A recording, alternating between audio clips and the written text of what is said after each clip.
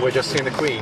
She's coming out in the company of Colonel Sir Andrew Ford, the Comptroller of the Lord Chamberlain Office, who's going to accompany her to the dais just above the quadrangle there.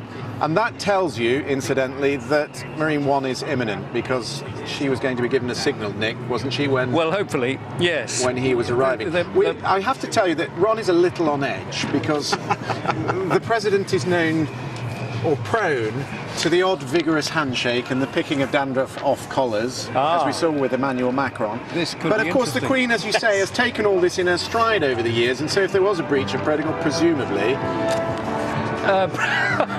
Well, she would just take it in her stride, as she does everything. I mean, there was a fuss when Michelle Obama put his arm round her, or appeared to put her arm around her back. But here comes at least one of the helicopters. One can never be sure whose it is. Let's listen into the anthem as we watch Marine One coming into land.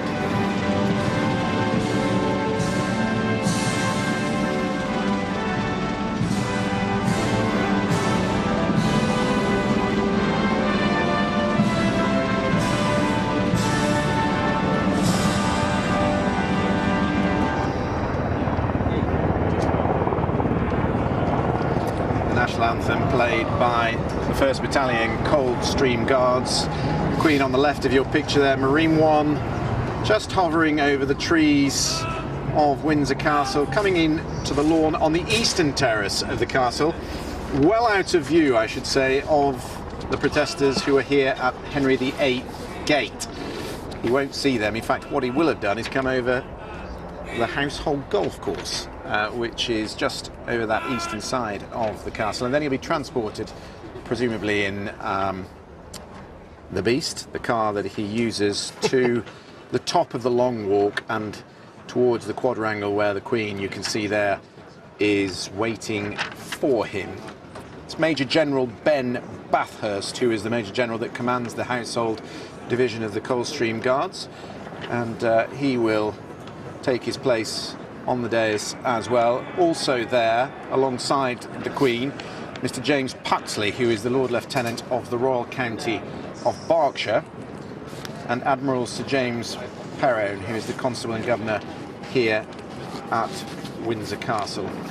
I think actually they're going to be out greeting President Trump when he gets off the helicopter. Trump, so yes. So what we saw there was a royal salute from the band, which is made up of the Coldstream Guards and the Grenadier Guards, and as you, I'm sure, have identified, the Guard of Honour itself is made up of the 1st Battalion of the Coldstream Guards. We saw recently, of course, at Troop in the Colour. They had their colour troop for the Queen's birthday parade a month ago, but it is rather a splendid sight. You can understand why it is such a draw.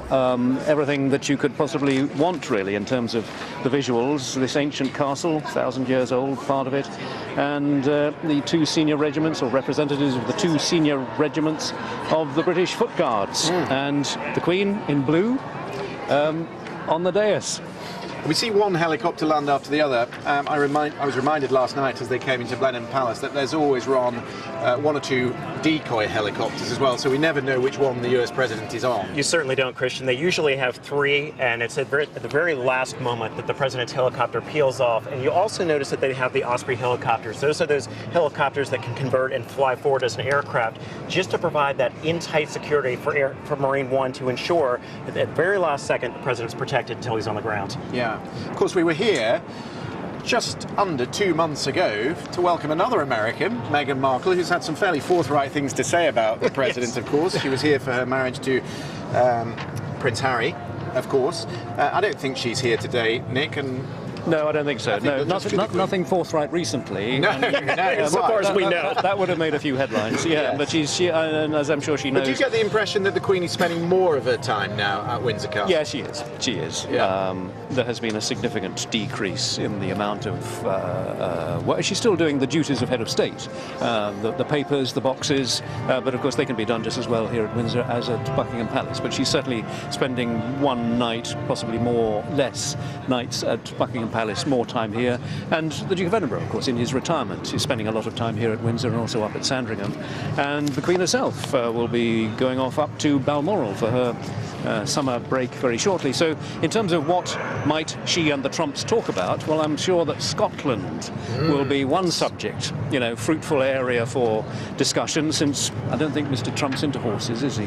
I don't think so. No. So he's into golf. That's kind of ruled into out. golf. And there's no sign of Prince Andrew, who's the great golfer in the family. And no sign, as I say, of the Duke of Edinburgh. He's not joining the Tea Party, and he would normally be good for breaking the ice and making a few lively remarks. And they'll probably talk about, for those viewers who are just joining us, about the gift, rather lovely gift actually, that the Prime Minister gave to the President this afternoon, a family tree. Yes, and clearly a good deal of research, ancestral research, has gone into that. So that is really rather special. I'm sure that there is an image of it somewhere, but and remarkably thoughtful, I would say. And certainly, as Trump and Theresa May try to solidify their relationship, I think that's a nice way for her to have really gone down that road to try to make a stronger bond. The one fact of the day is that his great-great-grandfather MacLeod, who was born in Stornoway, was born in 1776, the year of independence.